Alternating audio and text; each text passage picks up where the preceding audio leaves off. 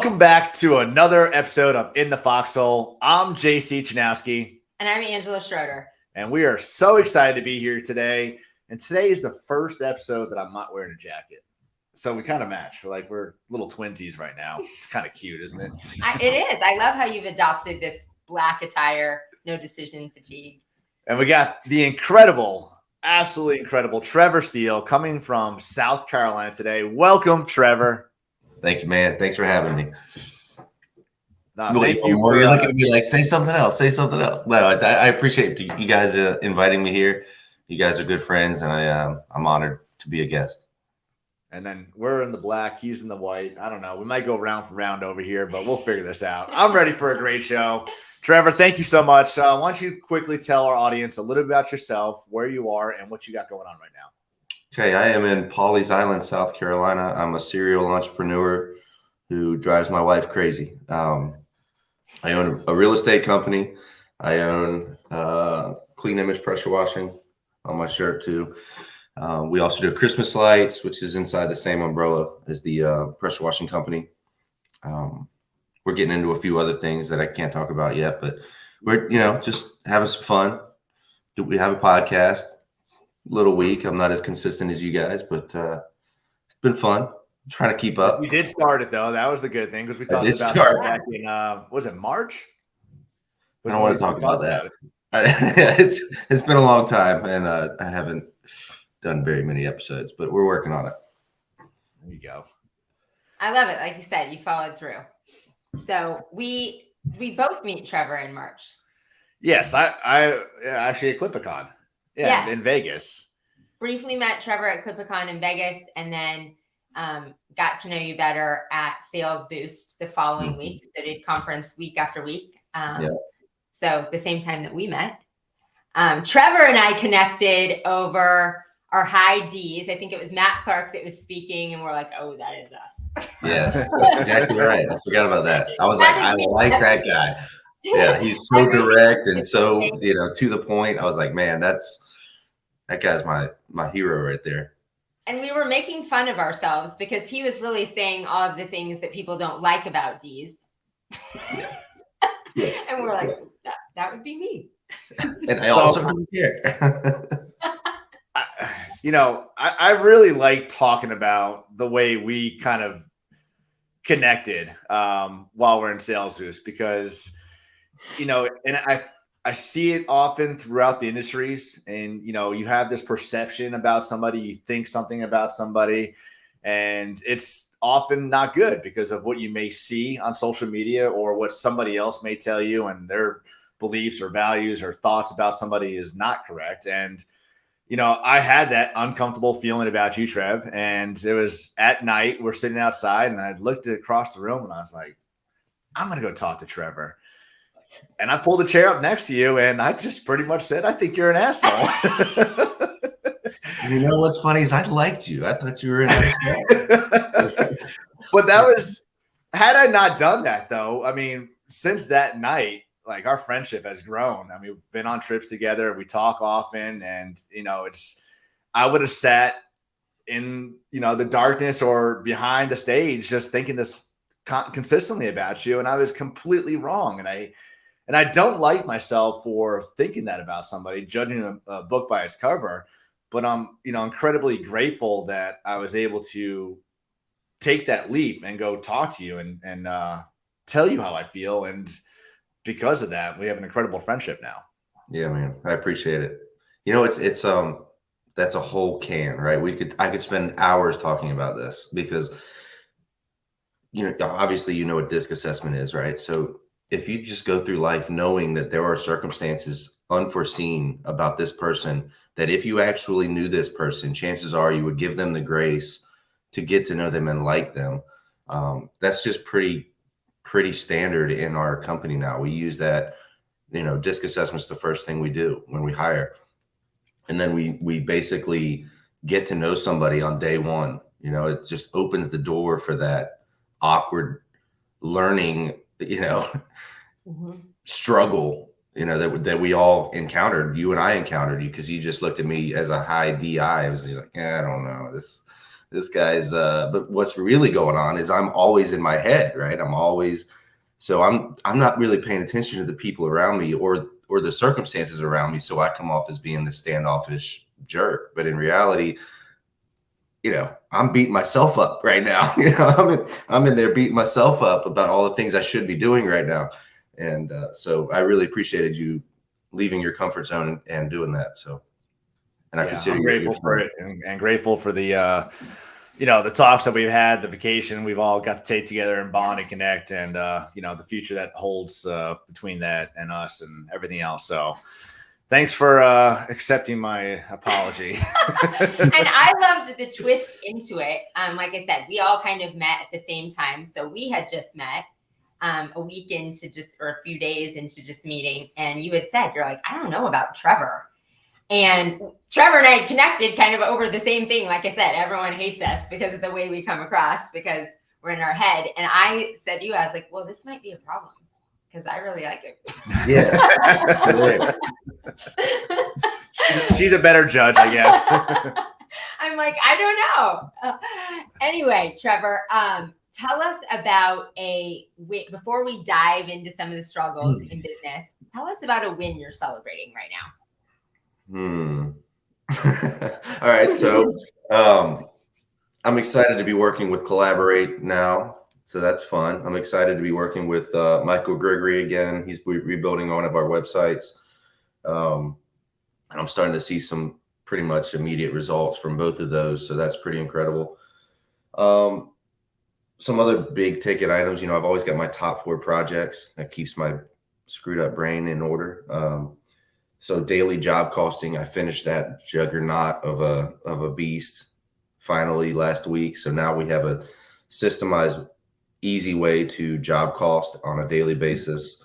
And I've even implemented performance pay. Why is everything about business? That's so sad. It's so sad. But I guess that's just we're now doing performance pay, and that's successfully been rolled out. So we're excited about that. Big ticket items were checked off my list. Nice. That's awesome. That's a huge one. Yeah, that feels good, moving things forward. And you mentioned some people in our circle and partnerships with that. I mean, so incredible. I mean, they're wins in your business, but it's always fun to get to work with people again. Like you said, being back in the energy of Michael Gregory, and not only the results it's bringing in your business, but it's so fun to collaborate with the people in our tribe too. And yeah. I love your systems. You kind of rolled out a little bit on Collaborate that we were on before, of that performance pay and all the things. And I just love the way your mind works, in that you roll out these big systems. You're really committed to them. And then you roll out these big systems that create such amazing things for your business. Yeah, I wish my employees loved it as much as you and I do, but they don't. And so that's part of the high D, right? That's a challenge that I'm constantly facing. I have to go to them when I implement it in a Tuesday morning meeting. I say, okay, guys, come back to me next week with all the things you hate about it, and I'll go back to the drawing board. And of course, it's, but I tend to think overcomplicated sometimes. So it's nice to get that feedback and simplify the actual process of doing the system. So, well, and Trevor, one thing that always stands out from when I see on your social media, everything, is your marketing and branding, and you do an incredible job with that. It's very consistent, excellent branding on all your marketing pieces I see out there. You always have some fun images out there. And is that just you doing that? Do you have a team doing that? It's just me. It's just you. It's just me. So also, bad timing to ask me a question about my social media. I guess you've seen that. I got hacked, right? So my Facebook page was hacked. But yes, to answer your question, yes, it's all me for now. I did go through a stage where I was trying to hire a VA to take over that process, and it just got too complicated and I backed out. But I'll readdress that. That'll become part of my top 4 projects soon enough. But yeah. There you go. If you need a virtual assistant, we may know where to get one. Yeah. So the Facebook page, my page was hacked while I was sleeping at like 3 a.m., 2 a.m., something like that. And they hacked my personal page, changed all the contact information, the 2-step factor authentication, and it was just gone. I don't know what they used my page for, but then they started using my clean image pressure washing page, and it's also gone. I mean, I still haven't been able to get that back. It's just gone. And ran up my Amex card with some ads and some other stuff. And now today I can't do anything even on my personal page because they've flagged me for inappropriate content, which I obviously haven't done any inappropriate content. So whatever the hacker did while they had control is now still trickle affecting through my life. So yeah, there's not too much fun, well-branded content right now. Well, maybe that wasn't the best topic to bring up. Leads to foxhole moments. That things in a moment. I mean, that's part of the entrepreneurial roller coaster, right? Something that you do well and that you're known for doing well and that you were thriving in and feeling good about and wasn't a broken system. Yeah. And something completely out of your control, right? You were doing it well through no fault of your own. You just got hit by a truck in an area of your life that seemed on autopilot and doing well. And like I said, not your fault.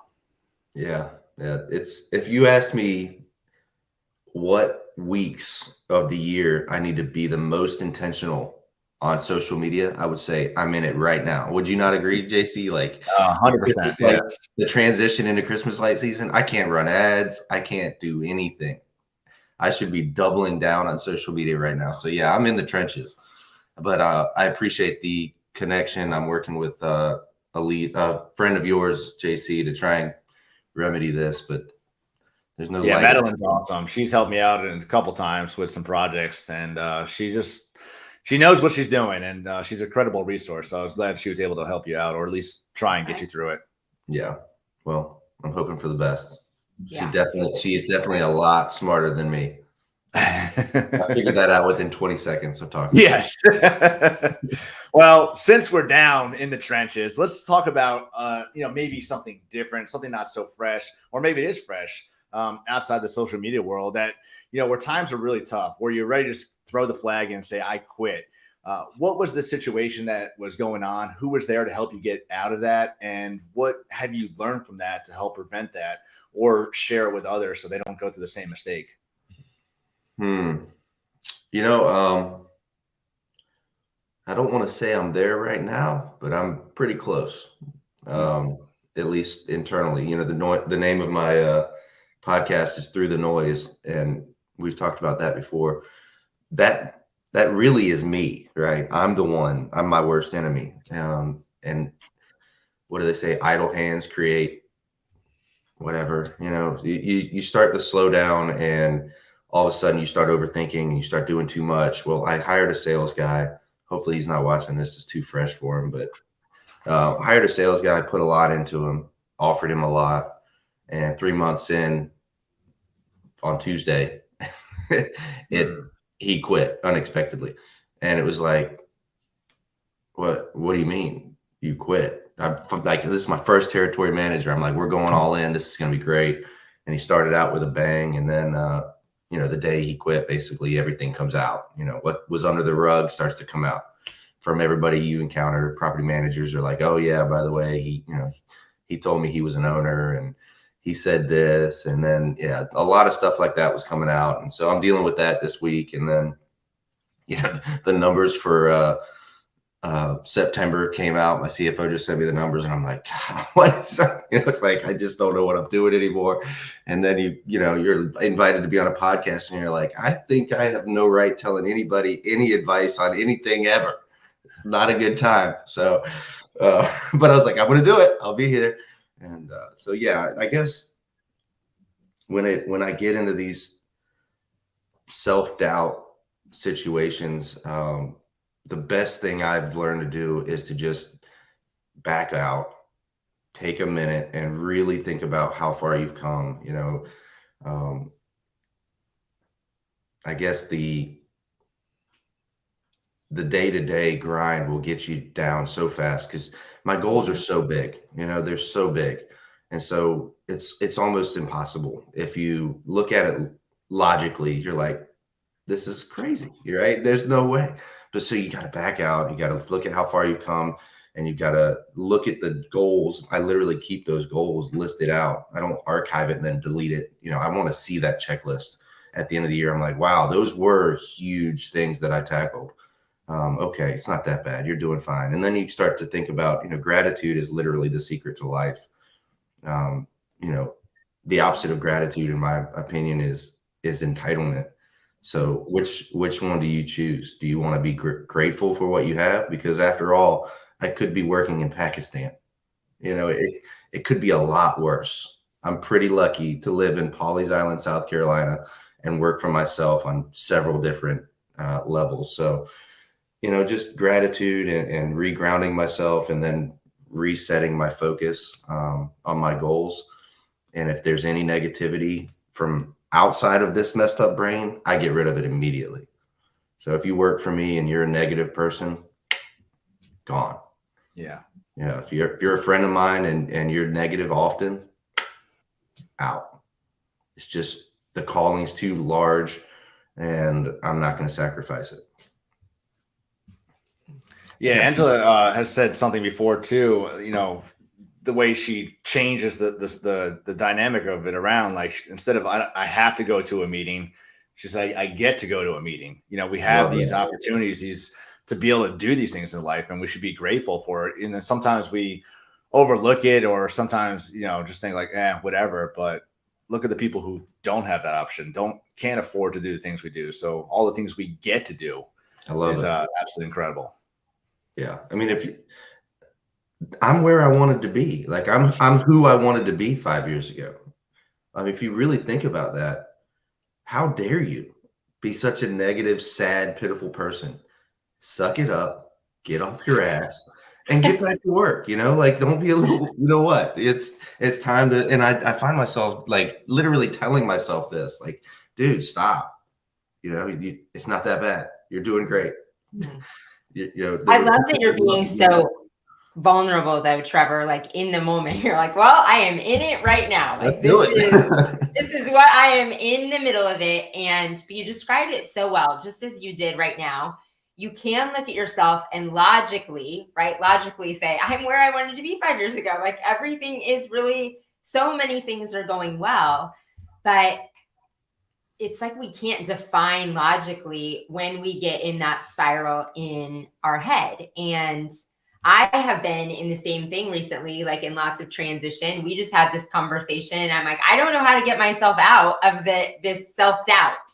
That you get in this, different things happen, they go wrong. And it's a sequence of things, and not necessarily go wrong, just like your Facebook thing happened, and like just a different sequence of things that somehow makes you. Shit, hang on. Sorry. Pause. Time out. How you doing? I'm here for the plumbing. I'm gonna clean your pipes. Why do I assume all plumbers are from the north? Hey, how you doing? I'm a plumber. Mario, that's why. At least it wasn't in a crying moment. At least it wasn't like. Yeah, it could have been a lot worse, right? If you're editing, we have a new editor. If you're editing this, don't forget to edit out. But it really was. I'll go into that. Like, this just was in the car on our way back from speaking at Hilton Head. I'm like, I can't get myself out of. I don't know what to do. I really don't know what to do. Like, I'm like, I am in this terrible spiral of self-confidence that's giving me then anxiety attacks, which I've never had. And I'm like, I know in my brain. Logic just doesn't play a role. I'm a great person. Yeah. But it just, people like me. Even JC likes me now. Yeah, I mean, but you can't just look at me and tell me, hey, it's all okay, things are awesome, and it doesn't fix it. And it's weird, because when you're at the high of it, when you're unstoppable at a high moment, you're looking at everyone else and you're giving this advice like, oh, don't use your imagination to worry, use it to create. And yes, that's 90% of the time I am the confident, overachieving person that I'm known for. maybe not 90%, 70% of the time. And the other 30, I am a destructive wrecking ball. And you better stay away from me when I'm that person. So it's like Jekyll and Hyde. And luckily I'm getting better at recognizing when it's coming, and I stay out of it and I avoid it and I back out and I do all the stuff I was talking about. But man, it can get ugly quick in here. I just beat myself up so bad.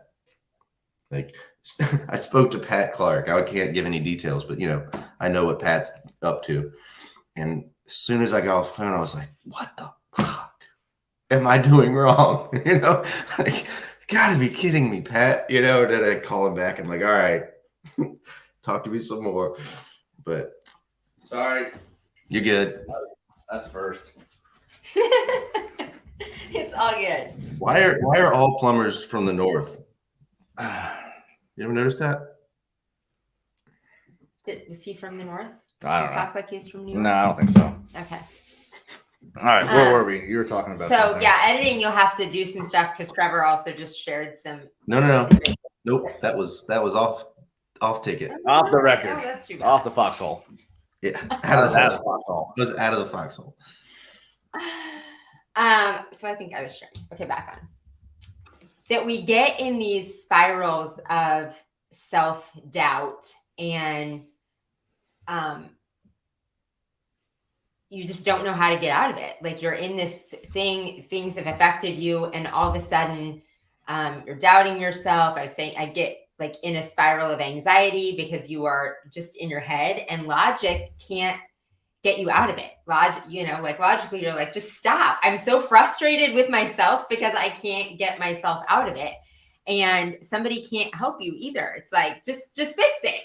And when I'm not in it, and you were just saying, and that's me, I feel like 70, probably 90% of the time, I am like, let's go. And she's that loud. And telling everyone else to be, like, yes, just think your way out of it, positive. Right. But in that time when you're in your head, and in that circle of self-doubt, it's nothing anyone can tell you to get you out of it. No. Either. And that's why we have the systems in place. You have those systems in place you talked about of gratitude and getting, keeping the negative people out of your life. And I've said that of like, how can I keep surrounding myself in the rituals that I do to support myself? Because those things that we protect dearly are most important, not just to grow our mindset, but to help us when we get in these moments in the trenches. Yeah, we are our own worst enemy. And no matter what people tell us, we're still going to be thinking other things. Like yesterday, I had the speech in front of 500 people. You said it was great. I mean, at least 30 people come up and say, great speech. It was amazing. And the whole time I'm like, this is horrible. Like, I watched the video once. I'm like, I can't believe I talked like that. I can't believe I said that. I can't believe I didn't pause. I'm like sitting here beating myself up because I felt one thing, but everybody else around me is like, you did great. And yeah, I get it, Trevor. Like, you're not alone. That's why we love doing this podcast, is because we want people to understand, like, you are not alone. You're not going through this by yourself. I've gone through this very recently, especially in the wash side, and most recently with the lighting things, because we're not where I want to be right now. So it's great to be able to talk about it, because once we talk out loud about it, then maybe sometimes we realize, well, maybe I'm just overthinking this right now, or maybe, it is better than I thought it was. Yeah. So I think as entrepreneurs, if you're a true entrepreneur and you've survived longer than 5+ years, then you are a true entrepreneur. That's also the thing that makes this possible, right? Our standards are higher for ourselves than anybody else could possibly judge.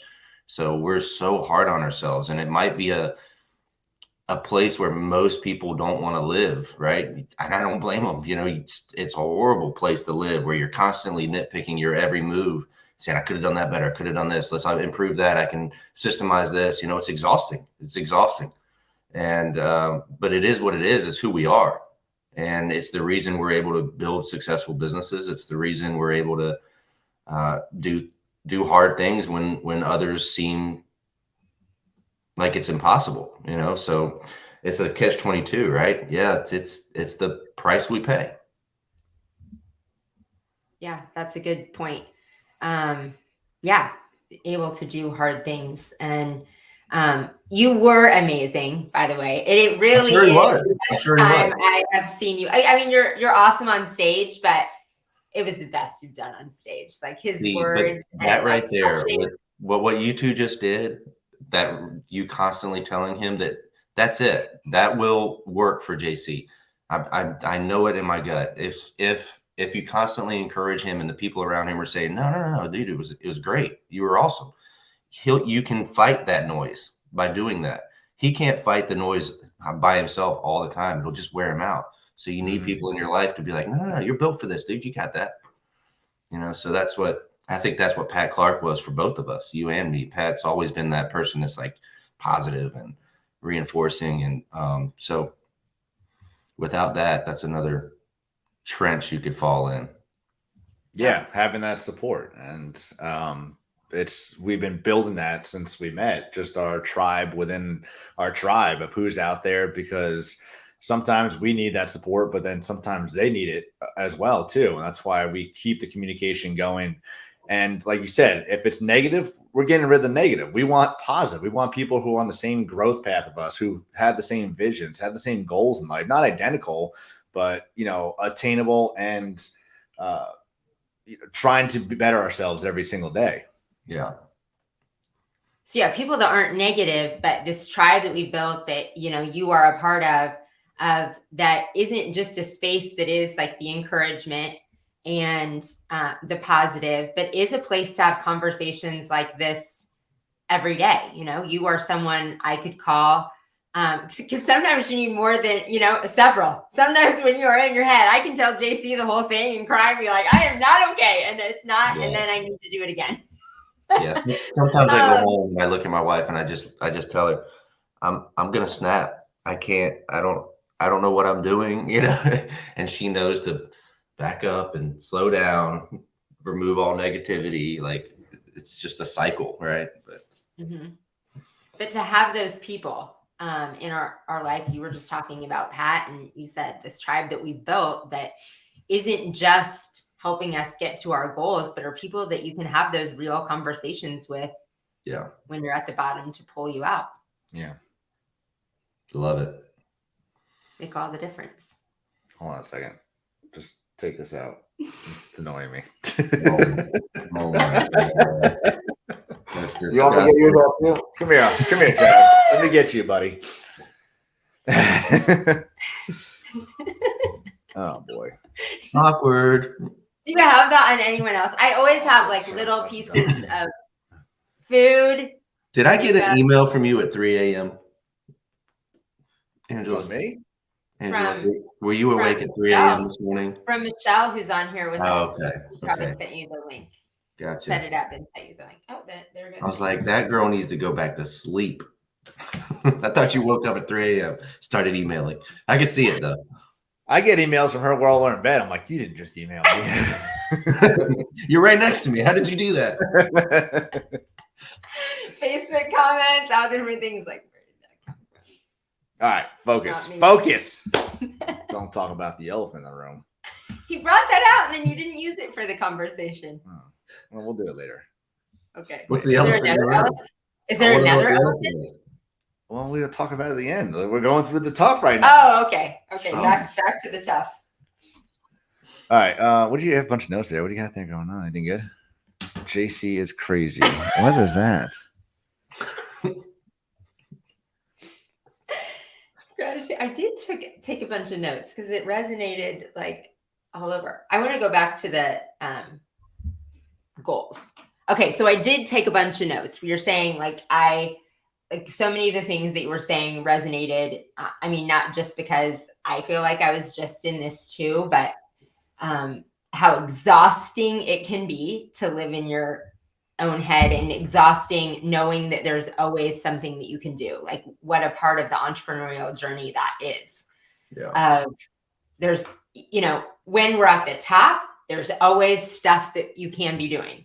And when you're in the middle, when you're at the bottom, it's like you're always beating yourself up over more systems, whether you are crushing your goals or we're at places we're not where we thought we could be, of like that noise in your head of how do you turn that off and have this, I think that's like the work-life peace balance as an entrepreneur of how do you turn that off for a second and live your life, because you can spend it. And I know we all go through seasons that we do, but you can't turn it off. So you're working all the time, like you feel like you have to be working all the time. You feel like you can't go to bed because I could finish this process.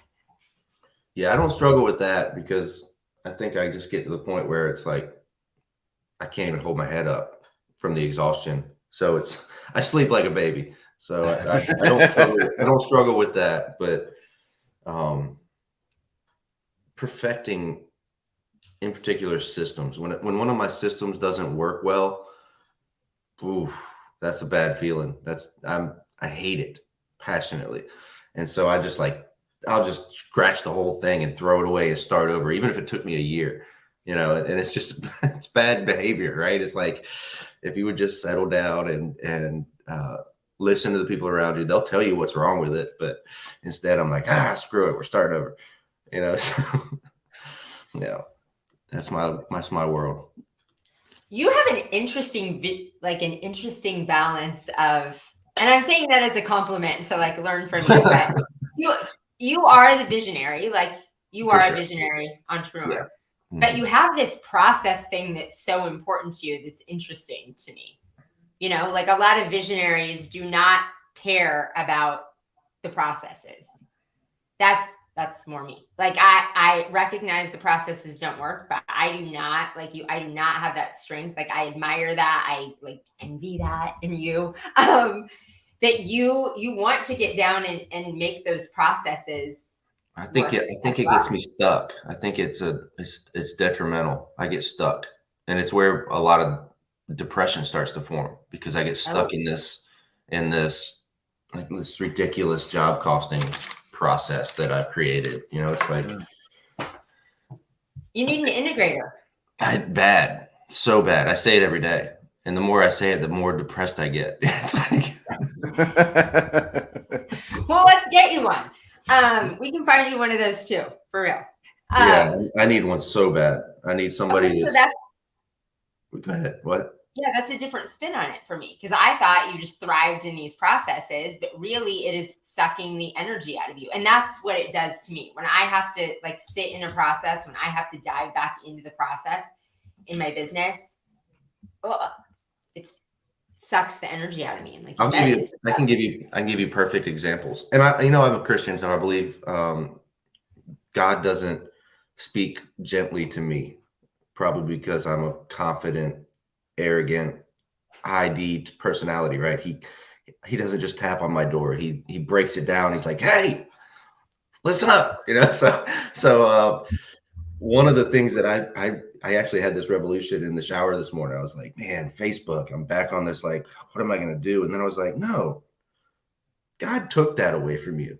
You were spending way too much of your effort on that and probably generating 15 to 20% of your revenue from it.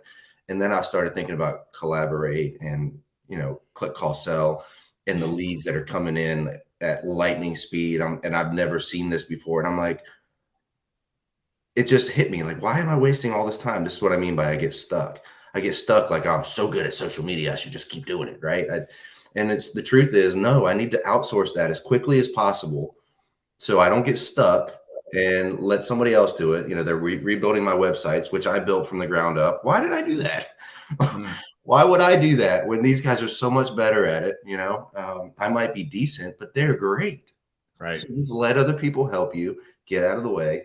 I need to find somebody that's an integrator that's really good and efficient with Google Sheets and Excel and Zapier and all the. Why am I spending 3 days a week building out these systems? It's silly. In the meantime, I'm trying to develop this territory manager, and it's the entire process backfired because I probably should have been more involved. You went black, but I'm gonna keep talking. So I get in these systems where it's like, I'm going to see this through. I'm going to get it finished. And I basically put everything else on the back burner, and it causes problems. So that's kind of where I'm at. I might have the ability to be my own integrator, but it's not a good equation for me and success. I went back to the sales territory manager, and you had this vision for them. You hired them. You obviously went through the DISC assessment with them. Mm-hmm. What part of the process do you think failed? And is that going to stop you from trying to hire again? Because I see this too often, and I hear it like, oh, I can't find good technicians because they had one that they tried and it just didn't work out. Then they hire no one, didn't work out. And then they say, well, I'm just going to do it myself. But I don't think that's Trevor. So explain to me like the process, where you think that communication gap went through and what was missing, and what are you going to do to help prevent it from happening again? So this is a very small town, so I'm going to avoid saying anything negative. But quite simply, I don't know what to say here without simple directions were not, some of the signs were coming up really quickly, really soon, like the red flags, and I ignored them because of the DISC assessment. And I said, no, it makes sense. His DISC assessment's perfect. It's going to work out. He's great at doing upsells. He knows the business very well. Pressure washing, he did it for years, soft washing. So like it just, instead of paying attention to the red flags and going with my gut, I forced it to happen because I wanted an integrator so bad that I was like, oh, no, I'm just going to train every day. I'm going to train this guy every single day. And the deeper I got, the more I realized it's getting worse every day. Like he's not following through. He's not doing the systems. He's a high I, right? So high I's don't care about your systems anyway at all. They're more impersonal, right? They want to have the relationship and let their charm do the job. But there's just so much more to it than that. So I just ignored the flags and it came to a head, and unfortunately it had a ripple effect in our entire organization that we're still trying to deal with, because when you behavior allowed is behavior encouraged, so it's that ripple effect is still here, and our schedule is weak right now because the follow-up systems that I created were not being followed at all. And even though every other day he would set, basically tell me, yes, we're doing it, we're following the systems, but truth be told, we weren't.